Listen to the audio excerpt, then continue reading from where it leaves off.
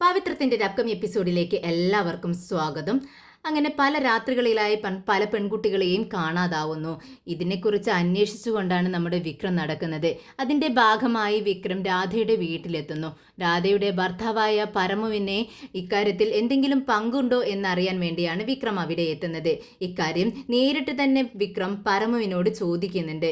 എന്നാൽ പരമു വിക്രമിനോട് ദേഷ്യപ്പെട്ടുകൊണ്ട് പറയുന്നുണ്ട്, നീ എന്നോട് ഇക്കാര്യം ചോദിച്ചുകൊണ്ട് ഇവിടെ വരാൻ പാടില്ലായിരുന്നു. ഇത് എൻ്റെ വീടാണ്. ഞാൻ ആരാണെന്ന് നിനക്കറിയത്തില്ല. ഞാൻ പെൺകുട്ടികളെ തട്ടിക്കൊണ്ടു പോകുന്ന ജോലി എനിക്കില്ല എന്ന് പറഞ്ഞുകൊണ്ട് വിക്രമിനോട് ദേഷ്യപ്പെടുന്നുണ്ട്. എന്നാൽ വിക്രം ഇങ്ങനെയൊരു കാര്യം തൻ്റെ ഭർത്താവിനോട് ചോദിക്കുന്നത് കേട്ടപ്പോൾ രാധയ്ക്ക് വിക്രമിനോട് പതിവിലും കൂടുതൽ ദേഷ്യം ഇരട്ടിക്കുകയാണ് ചെയ്തിട്ടുള്ളത്. രാധ വിക്രമിനോട് ദേഷ്യത്തോടെ ചോദിക്കുന്നുണ്ട്, വിക്രം, നീ ഇത്ര നല്ലവനാണോ? നീ ഒരു റൗഡിയല്ലേ? ഇവിടെ സമാധാനം എന്നുണ്ടോ? ഇല്ലല്ലോ. നീ കാരണം എല്ലാവർക്കും പ്രശ്നങ്ങൾ മാത്രമേ ഉള്ളൂ. നീ എന്തടിസ്ഥാനത്തിലാണ് എൻ്റെ ഭർത്താവ് പെൺകുട്ടികളെ തട്ടിക്കൊണ്ടു പോയിട്ടുണ്ടെന്ന് പറയുന്നത്? എന്തിൻ്റെ അടിസ്ഥാനത്തിലാണെന്ന് വീണ്ടും ചോദിക്കുന്നുണ്ട് രാധ.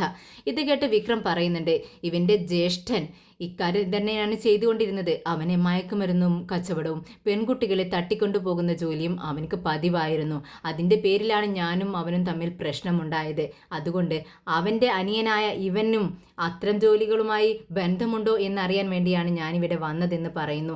ഇത് കേട്ടതും രാധ വിക്രമിനോട് ചോദിക്കുന്നുണ്ട്, നീ ഇവിടെ അറിയപ്പെടുന്ന ഒരു മാഷിൻ്റെ മകനല്ലേ? എന്നിട്ട് നീ അതുപോലെ അദ്ദേഹത്തിന് പോലെയാണോ ജീവിക്കുന്നത്? അല്ലല്ലോ. അദ്ദേഹം എത്ര നല്ല മനുഷ്യനാണ്. പക്ഷെ നീ ഒരു റൗഡിയായി. അതുകൊണ്ട് തന്നെ എൻ്റെ ഭർത്താവിൻ്റെ സ്വഭാവം അളക്കാൻ നിന്നെ ഞാൻ ഇങ്ങോട്ട് ക്ഷണിച്ചിട്ടില്ല. മര്യാദയ്ക്ക് എൻ്റെ വീട്ടിൽ നിന്നും ഇറങ്ങിപ്പോകണമെന്ന് പറയുന്നു. എന്നാൽ ഈ കേസിൽ എന്തെങ്കിലും പങ്ക് പരമുവിന് ഉണ്ടെന്നറിഞ്ഞാൽ ഇനിയും ഒരു വരവ് ഞാൻ വരും എന്ന് പറഞ്ഞുകൊണ്ട് വിക്രം അവിടെ നിന്നും ഇറങ്ങുന്നുണ്ട്. എന്നാൽ വിക്രം ഇവിടെ സംസാരിക്കുന്നതും എല്ലാം നമ്മുടെ പരമുവിൻ്റെ ജ്യേഷ്ഠൻ, മരിച്ചുപോയ ജ്യേഷ്ഠൻ്റെ ഭാര്യ മുകളിലെ നിലയിൽ നിന്ന് ഇതെല്ലാം കാണുന്നുണ്ട്.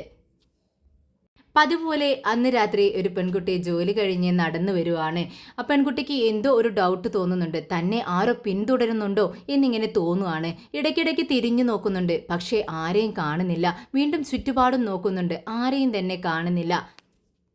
എന്നാൽ കുറച്ചു ദൂരം നടന്നതിന് ശേഷം പെട്ടെന്ന് ആ പെൺകുട്ടി തിരിഞ്ഞു നോക്കുന്ന സമയത്ത് മൊത്തം മുഖം മൂടി ധരിച്ചുകൊണ്ട് കറുപ്പ് വസ്ത്രം ധരിച്ച ഒരു വ്യക്തി തൻ്റെ പിറകിൽ നിൽക്കുന്നതാണ് ആ പെൺകുട്ടി കാണുന്നത്. പെട്ടെന്ന് ആ മുഖംമൂടി ധരിച്ച വ്യക്തി തൻ്റെ കയ്യിലുണ്ടായിരുന്ന സ്പ്രേ ആ പെൺകുട്ടിയുടെ മുഖത്തേക്ക് അടിക്കാനായി സ്പ്രേ ചെയ്യാനായി തുടങ്ങുകയാണ്. എന്നാൽ ഈ പെൺകുട്ടി പെട്ടെന്ന് ആ കൈ അങ്ങ് തട്ടി തെറിപ്പിക്കുകയാണ്. ആ കയ്യിലുണ്ടായിരുന്ന ആ സ്പ്രേ ബോട്ടിൽ അങ്ങ് തെറിച്ചു പോകുന്നുണ്ട്. അതിനിടയിൽ ഈ പെൺകുട്ടി ബാഗിൽ നിന്നും തൻ്റെ കയ്യിലുണ്ടായിരുന്ന പെപ്പർ സ്പ്രേ എടുത്ത് ഈ കറുത്ത വസ്ത്രധാരിയുടെ മുഖത്തേക്ക് സ്പ്രേ ചെയ്യുന്നുണ്ട്. ആ വ്യക്തി കണ്ണുകൾ നന്നായി എരിയുന്നത് കൊണ്ട് തന്നെ ആകെ അയ്യോ എന്ന് വിളിച്ചുകൊണ്ട് വീഴാനായി പോകുന്നുണ്ട്. അപ്പോഴേക്കും പെൺകുട്ടി ആരെങ്കിലും രക്ഷിക്കണേ രക്ഷിക്കണേ എന്ന് പറഞ്ഞ് ഉച്ചത്തിൽ നിലവിളിക്കുന്നുണ്ട്. പക്ഷേ പരിസരത്ത് ആരും തന്നെ കാണുന്നില്ല. പെട്ടെന്ന് ആ പെൺകുട്ടി അവിടെ നിന്നും ഓടി രക്ഷപ്പെടുന്നുണ്ട്. പെട്ടെന്ന് തൻ്റെ മുഖമെല്ലാം നീറുന്നത് കൊണ്ട് തന്നെ എരിയുന്നത് കൊണ്ട് തന്നെ ആ മുഖംമൂടി അങ്ങ് എടുത്തു മാറ്റുകയാണ്. അപ്പോൾ ആ മുഖംമൂടിധാരി ആരാണെന്ന് വെച്ചാൽ നമ്മുടെ പരമുവിൻ്റെ ജ്യേഷ്ഠൻ്റെ ഭാര്യയായിരിക്കും. ആ സ്ത്രീക്ക് വളരെ ദേഷ്യം വരുന്നുണ്ട്. എന്നും താൻ പെൺകുട്ടികളെ തട്ടിക്കൊണ്ടു പോകാറുണ്ട്. പതിവ് പോലെ ആ ഒരു സംഭവം ചെയ്യാൻ കഴിയാത്തത് കൊണ്ട് തന്നെ ആ സ്ത്രീക്ക് വളരെ ദേഷ്യം വരികയാണ്. അങ്ങനെ അവിടെ നിന്നും ഓടിപ്പോകുന്നുണ്ട്. എന്നാൽ ഇതേ സമയം വിക്രം ഫ്രണ്ട്സിനോട് ഇതേക്കുറിച്ച് സംസാരിച്ചുകൊണ്ടിരിക്കുകയാണ്. പരമുവിൻ്റെ വീട്ടിൽ പോയതിനെക്കുറിച്ചും പരമുവിന് ഇക്കാര്യത്തിൽ എന്തെങ്കിലും ബന്ധമുണ്ടാവുമോ? രാധ ഇല്ലെന്ന് പറയുന്നു. അത് സത്യമായിരിക്കുമോ? എന്തായാലും അവൻ മയക്കുമരുന്നും ബിസിനസ്സൊക്കെ അവനക്ക് ഉണ്ടായിരിക്കാം. പക്ഷേ ഇന്നേ വരെ പെൺകുട്ടികളെ തട്ടിക്കൊണ്ടുപോയ ഒരു കേസുമായി അവന് ഒരു ബന്ധവുമുണ്ടായി എനിക്ക് അറിവില്ല. അതുകൊണ്ട് തന്നെ അവനെ സംശയിക്കാനും പറ്റുന്നില്ല എന്നൊക്കെ പറഞ്ഞിങ്ങനെ സംസാരിച്ചുകൊണ്ടിരിക്കുന്ന സമയത്താണ് പുറത്തു നിന്നും നമ്മുടെ കൺമണി ഒരു ബാഗുമായി അകത്തേക്ക് കയറി വരുന്നത് കാണുന്നത്. എന്നാൽ പെട്ടെന്ന് വിക്രം എല്ലാവരുടെയും മുഖത്തേക്ക് നോക്കുവാണ്. എന്നിട്ട് കൺമണി അടുത്തെത്തുന്ന സമയത്ത് കൺമണിയോട് ചോദിക്കുന്നുണ്ട്, എന്താ കൺമണി, നീ ഇത്രയും നേരം നിൻ്റെ റൂമിലില്ലായിരുന്നോ? നീ പുറത്തേക്ക് എപ്പോഴാണ് പോയത് എന്ന് ചോദിക്കുകയാണ്. ഇത് കേട്ടതും കൺമണി പറയുന്നുണ്ട്, എനിക്കൊരു അർജൻറ്റ് മീറ്റിംഗ് ഉണ്ടായിരുന്നു. എനിക്ക് പെട്ടെന്ന് പുറത്തേക്ക് പോവേണ്ടി വന്നു. എന്താ വിക്രം നീ ഇങ്ങനെ ചോദിക്കുന്നത്? ഇത് കേട്ടതും വിക്രം പറയുന്നുണ്ട്, നിനക്കെന്താ കാര്യത്തിൻ്റെ സീരിയസ്നെസ് മനസ്സിലാവാത്തത്? നാട്ടിൽ പ്രശ്നങ്ങൾ നടക്കുന്നത് നിനക്കറിയുന്നില്ലേ? രാത്രികാലങ്ങളിൽ ഒറ്റപ്പെട്ട് നടക്കുന്ന സ്ത്രീകളെയാണ് തട്ടിക്കൊണ്ടുപോകുന്നത്. നീ എന്തിനാണ് ഒറ്റയ്ക്ക് പുറത്തേക്ക് പോയത്? നിനക്ക് രാജേട്ടനെയോ അനിയൻകുട്ടനെയോ ആരെങ്കിലും ഒരാളെ കൊണ്ടുപോകാമായിരുന്നില്ലേ എന്ന് ചോദിക്കുകയാണ്. ഇത് കേട്ടതും നമ്മുടെ കൺമണി പറയുന്നുണ്ട്, എനിക്ക് അതിന് സാധിക്കില്ല. എനിക്ക് അർജൻറ്റ് മീറ്റിംഗ് ആയിരുന്നു, പെട്ടെന്ന് പുറത്തേക്ക് പോകേണ്ടി വന്നതാണ്, ആരെയും കൂട്ടിക്കൊണ്ടുപോകാൻ പറ്റിയില്ല.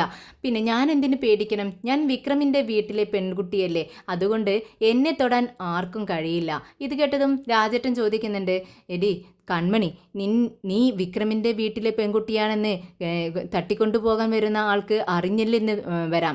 ചിലപ്പോൾ ഈ തട്ടിക്കൊണ്ടുപോകുന്ന ആൾ നമ്മുടെ സ്ഥലത്തുള്ള ആളാണെന്ന് നമുക്ക് ഡൗട്ടുണ്ട്. വിക്രം അതിനെക്കുറിച്ച് പറഞ്ഞു.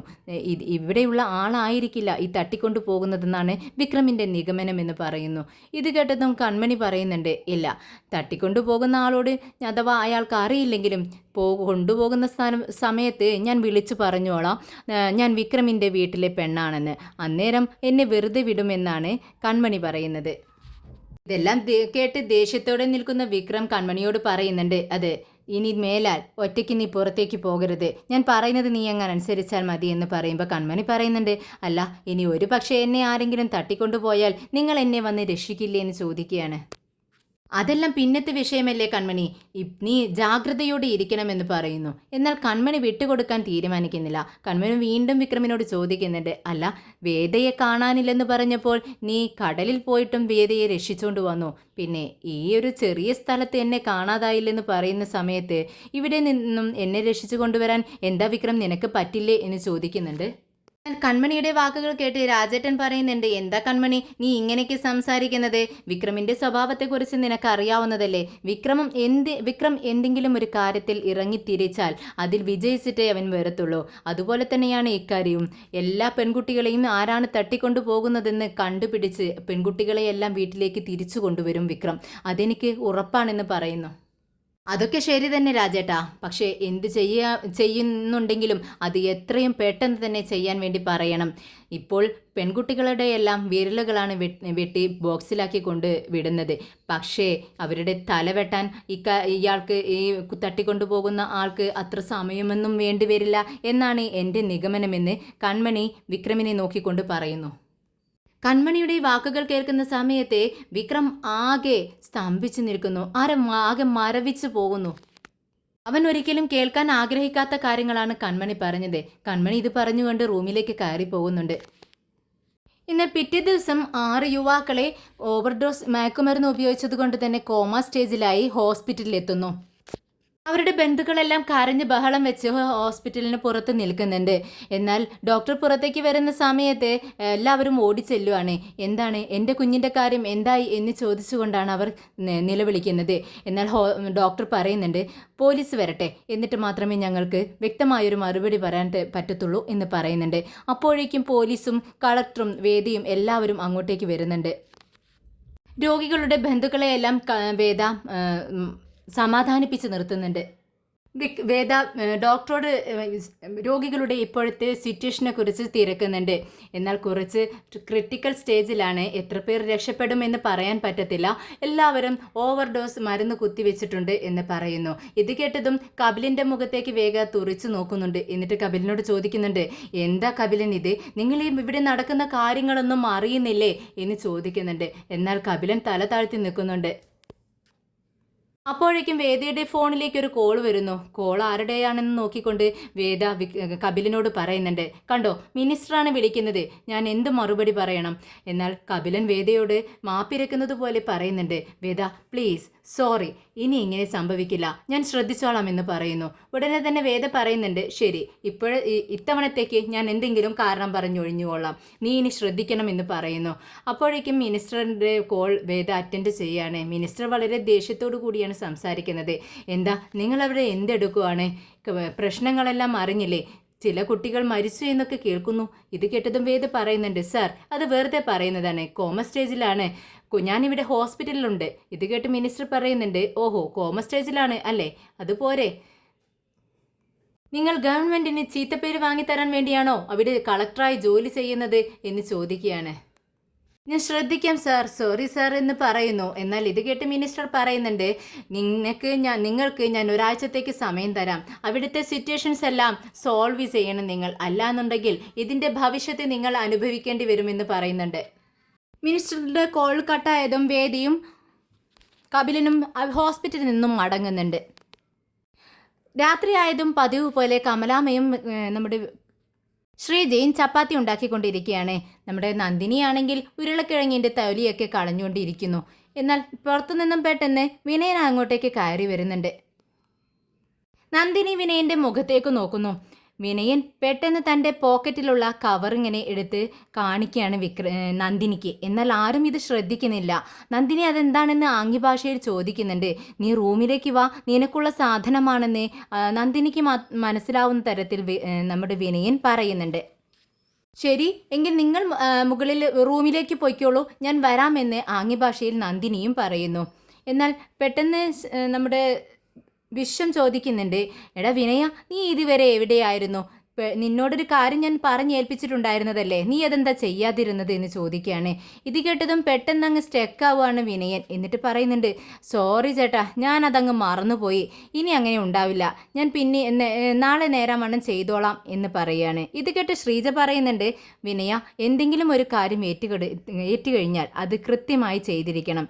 നിനക്ക് പറ്റാത്ത കാര്യമുണ്ടെങ്കിൽ നീ പറയണം, എങ്കിൽ ഞാനോ നിന്റെ ചേട്ടനോ അത് ചെയ്തോളാം എന്ന് പറയുന്നു. ശരി ചേച്ചി, ഞാൻ അങ്ങനെ ചെയ്തോളാം എന്ന് പറഞ്ഞുകൊണ്ട് വിനയൻ അങ്ങ് റൂമിലേക്ക് കയറി പോവാണ്. വിനയൻ റൂമിലേക്ക് പോയതും നമ്മുടെ നന്ദിനി അഭിനയം തുടങ്ങുകയാണ്. ഓ അമ്മേ, എനിക്ക് വയ്യ, എൻ്റെ കൈ വല്ലാതെ വേദനിക്കുന്നു. നിങ്ങൾ ചപ്പാത്തി ഉണ്ടാക്കി കഴിക്കേണ്ട നേരമാവുമ്പോൾ എന്നെ അങ്ങ് വിളിച്ചാൽ മതി എന്ന് പറയുന്നു. ഇത് കേട്ടതും നമ്മുടെ കമലാമ്മയ്ക്ക് ദേഷ്യം വരികയാണ്. കമലാമ്മ പറയുന്നുണ്ട്, ഓ 2 ഉരുളക്കിഴങ്ങിൻ്റെ തോല് കളഞ്ഞത് നിൻ്റെ കൈക്ക് വേദനയായി അല്ലേ? നീ നാളെ ഇങ്ങ് ചോറുണ്ണാനായിട്ട് വന്നിരിക്കുക, അന്നേരം ഞാൻ നിനക്ക് നന്നായിട്ട് ചോറ് വിളമ്പിത്തരാം എന്ന് പറഞ്ഞ് ദേഷ്യപ്പെട്ടിരിക്കുകയാണ് കമലാമ്മ. എന്നാൽ നന്ദിനി അതൊന്നും ശ്രദ്ധിക്കുന്നില്ല. നിങ്ങൾ എന്നെ കഴിക്കാനാവുന്ന നേരത്തെ വിളിച്ചാൽ മതി, ഞാൻ പോകുന്നു എന്നും പറഞ്ഞുകൊണ്ട് കൂസലില്ലാതെ എഴുന്നേറ്റ് റൂമിലേക്ക് കയറി പോവുകയാണ്. എന്നാൽ വിനയൻ ഇന്നേരം കുളിക്കാനായി ബാത്റൂമിലേക്ക് പോയിട്ടുണ്ടാവും. അന്നേരമാണ് നമ്മുടെ നന്ദിനി റൂമിലെത്തുന്നത്. നന്ദിനി ചുറ്റുപാടും നോക്കുന്നുണ്ട്. പെട്ടെന്നാണ് ഒരു കവർ ടേബിളിലിരിക്കുന്നത് നന്ദിനി കാണുന്നത്. നന്ദിനി പെട്ടെന്ന് മനസ്സിൽ ചിന്തിക്കുന്നുണ്ട്, ഈ കവറല്ലേ വേനയേട്ടൻ അവിടെ എന്നെ കാണിച്ചു തന്നത്, എന്താണെന്ന് നോക്കാമെന്ന് പറഞ്ഞുകൊണ്ട് അത് തുറന്നു നോക്കുവാണ്. അതിലൊരു സ്പ്രേ ബോട്ടിലാണ് കാണുന്നത്. നന്ദിനി അത് തിരിച്ചും മറിച്ചും നോക്കുന്നുണ്ട്. നന്ദിനി മനസ്സിൽ ചിന്തിക്കുന്നുണ്ട്, ഇത് നല്ല വില കൂടിയ സാധനമാണെന്ന് തോന്നുന്നല്ലോ, ബോട്ടിലൊക്കെ കാണുമ്പോൾ അങ്ങനെയാണ് തോന്നുന്നത് എന്ന് പറഞ്ഞുകൊണ്ട് അത് മണത്ത് നോക്കുന്നുണ്ട്. പക്ഷെ നന്ദിനിക്ക് പ്രത്യേകിച്ച് സ്മെല്ലൊന്നും കിട്ടുന്നില്ല. അന്നേരം നമ്മുടെ വിനയൻ അങ്ങോട്ടേക്ക് ഇറങ്ങി വരുന്നുണ്ട്.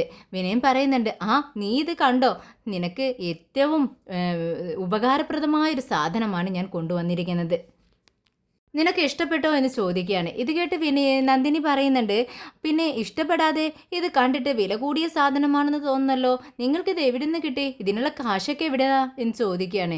ഇത് കേട്ടതെന്ന് വിനയൻ പറയുന്നുണ്ട്, അതിന് ഞാനിത് വാങ്ങിച്ചതല്ല, നമ്മുടെ വേദ എല്ലാവർക്കും ഫ്രീ ആയിട്ട് ഇത് കൊടുക്കുന്നുണ്ട്. ഇത് കേട്ടതെന്ന് നന്ദിനി പറയുന്നുണ്ട്, ഓഹോ, വേദ ഇപ്പോൾ ഇങ്ങനെയുള്ള സാധനങ്ങളൊക്കെ ഫ്രീ ആയിട്ട് കൊടുക്കാൻ തുടങ്ങിയോ, അവൾക്കിത് എന്ത് പറ്റി എന്ന് ചോദിക്കുകയാണ്. അപ്പോൾ വിനയൻ പറയുന്നുണ്ട്, അത് നിന്നെപ്പോലുള്ള സുന്ദരി കുട്ടികൾക്ക് ഇത് വളരെ ഉപകാരപ്രദമായ സാധനമാണ് നന്ദിനി, നീയും ഇത് ഉപയോഗിക്കണം, നിനക്ക് നന്നായി ഇഷ്ടപ്പെട്ടില്ലേ എന്ന് ചോദിക്കുകയാണ്. എനിക്ക് ഒത്തിരി ഇഷ്ടപ്പെട്ടു വിനയേട്ടാ, നിങ്ങൾക്ക് ഇപ്പോഴെങ്കിലും ഇങ്ങനെ ഒരു സാധനം എനിക്ക് കൊണ്ടുവന്ന് തരാൻ കഴിഞ്ഞല്ലോ എന്ന് പറഞ്ഞുകൊണ്ട് വിനയൻ്റെ കവിളി പിടിക്കുന്നുണ്ട് നന്ദിനി. എന്നാൽ വിനയന് നാണം വരുവാണ്. വിനയൻ അങ്ങനെ പുറത്തേക്ക് പോകുന്നുണ്ട്. എന്നാൽ ഇന്നേരം നമ്മുടെ നന്ദിനിക്ക് ഇത് മനസ്സിലാവുന്നില്ല, ഇത് ഒരു പെപ്പർ സ്പ്രേ ആണെന്ന്. പൊട്ടിയായ നന്ദിനി ഇത് നല്ല സുഗന്ധമുള്ള നല്ലൊരു സ്പ്രേ ആണെന്ന് തെറ്റിദ്ധരിച്ചാണ് ഇരിക്കുന്നത്. പെട്ടെന്ന് വിനയൻ പുറത്തേക്ക് പോയ സമയത്ത് നന്ദിനി ആ സ്പ്രേ ബോട്ടിൽ തിരിച്ചും മറിച്ചും നോക്കിക്കൊണ്ട്, എന്തായാലും ഇതിൻ്റെ സ്മെല്ല് എങ്ങനെയുണ്ടെന്ന് ഒന്ന് അറിയാമല്ലോ, ഇതെന്തായാലും ഒന്ന് സ്പ്രേ ചെയ്തിട്ട് തന്നെ കാര്യമെന്ന് ചിന്തിച്ചുകൊണ്ട് പെട്ടെന്ന് അതിൻ്റെ ബോട്ടിലിൻ്റെ മൂടിയെല്ലാം തുറന്ന് അങ്ങ് സ്പ്രേ തലങ്ങും വിലങ്ങും എല്ലാം അടിച്ചുകൊണ്ട് ലാസ്റ്റ് മുഖത്തേക്കൊരടി അങ്ങ് അടിക്കുകയാണ്. അതിൽ കണ്ണും മുഖവും മൂക്കും എല്ലാം നീറുവാണ് നന്ദിനിയുടെ. നന്ദിനി അയ്യോ അയ്യോ ഓടി വരണേ എന്ന് പറഞ്ഞുകൊണ്ട് നിലവിളിക്കുന്നുണ്ട്.